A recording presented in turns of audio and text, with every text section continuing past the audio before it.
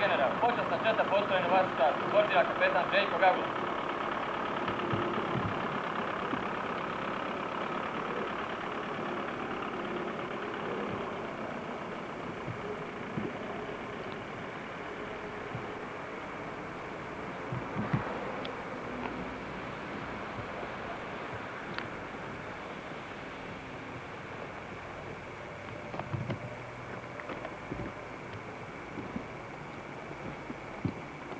Pomoć Bog, junaci! Pomoć i pomoć! Mir, zdrav! Nan, van!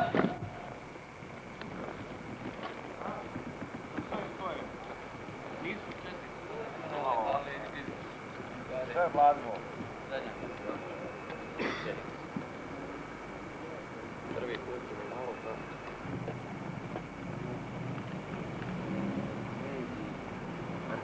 Jel ti dobar doručak? Jel se možeš najest od doručka? A imaš li marendu? Kad imaš? Kad dobiješ? Pola 10. Šta obično dobiješ? Mareća, keks. Aha. Kakav ti je ručak? Vlastni. A? Šta ti voliš da jedeš, a šta ima vam, a šta nema? Šta ima kod kuće, šta ima vam, jesi pravi razlik, jesi? Nisu od toga. A? Imao dovoljno. Griju li u spavonicu? Griju. Koliko, u kojoj ti spavonicu spavaš? Gdje? Koliko su ljudi? Ovo je dobro. I radi li grijanje ili ne radi? Pa, pomalo. Pomalo. Dobro, nešto ste nas uplašili. Nemojte da se plašite, mi smo ljudi koji i vi. Razumeš? Samo što je to mi malo drugačije, imamo više iskustva u vojsci na drugim položajima. Dobro. Juri ili te komandira? One generalne, oni Saša Mandić, ne. A? Znaš ti šta znači se? Znaš šta ti misliš? Ovako, znaš ti.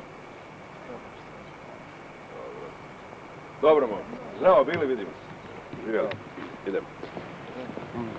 Izvolite što mi je on sveti. Ovo društe. Evo radi.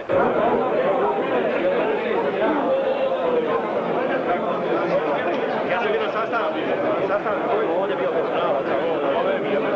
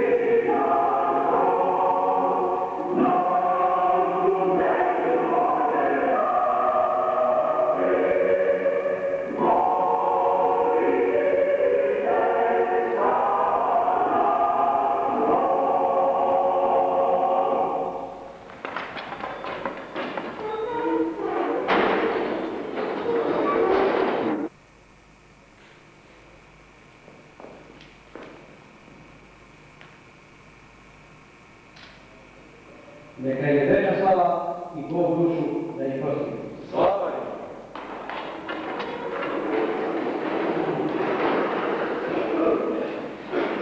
Korisnik prilika.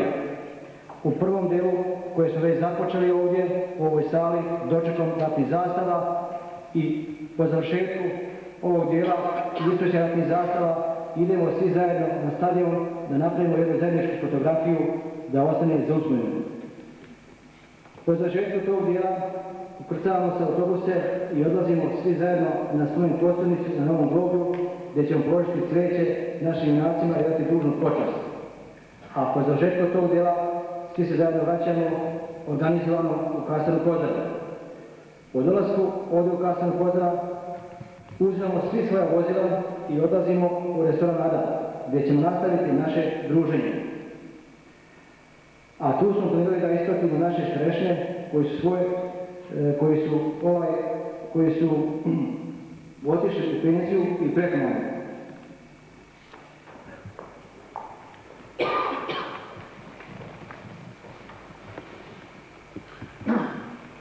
Gospodo generali, oficiri, podoficiri, radnici, dragi gosti, komandanti ratnih jedinica prvog krajiškog korpusa, pripadnici ratnog sastava prvog krajiškog korpusa, komandanti jedinica mirnodopskog sastava prvog korpusa i pripadnici komande prvog korpusa mirnodopskog sastava.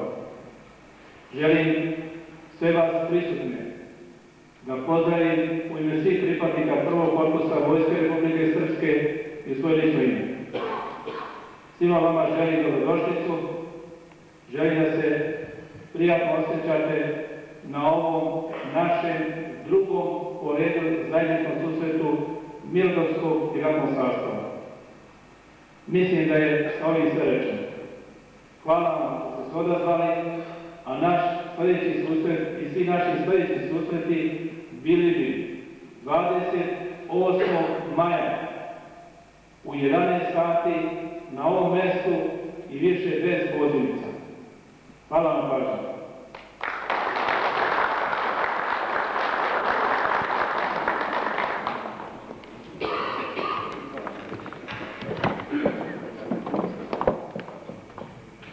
Hvala komandantu prvog korpusa na lijepim riječima dobrodošlice i nadamo se da ćemo ovu tradiciju nastaviti i ovaj termin koji već ovdje rečen ispoštovati. Pozivam načelnika štaba prvog krajiškog korpusa, gospodina generala potpunog Boška Kolječevića, da nam se obrati.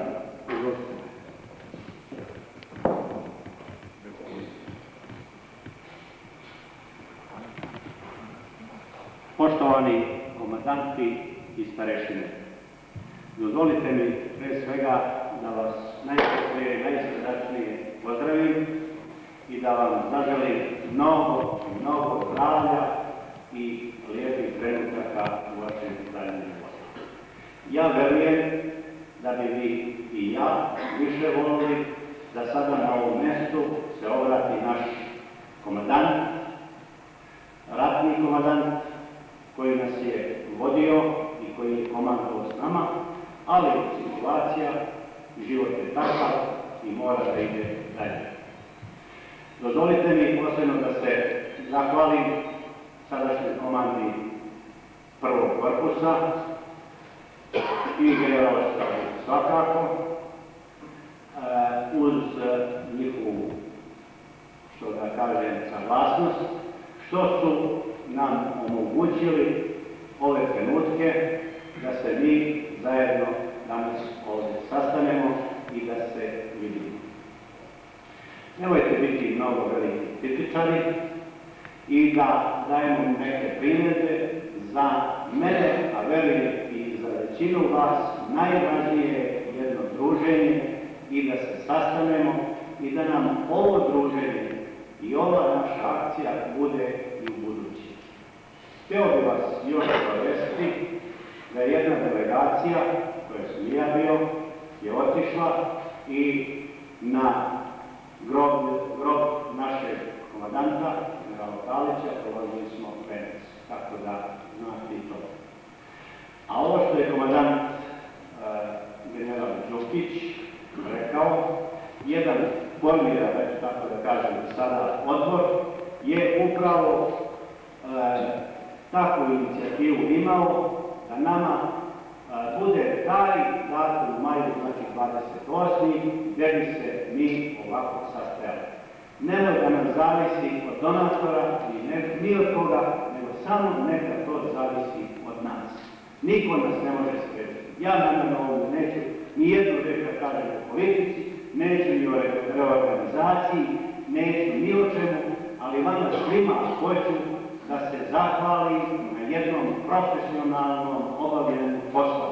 I budite ponosni na sve one zadatke koje ste vi izvršavali. Ja se na njih ponosim i kad vas vidim sve vaše izveštaje i sve ono što ste slali u toku rata i ovom prilikom, evo, ja se sada malo, da kažem, ježim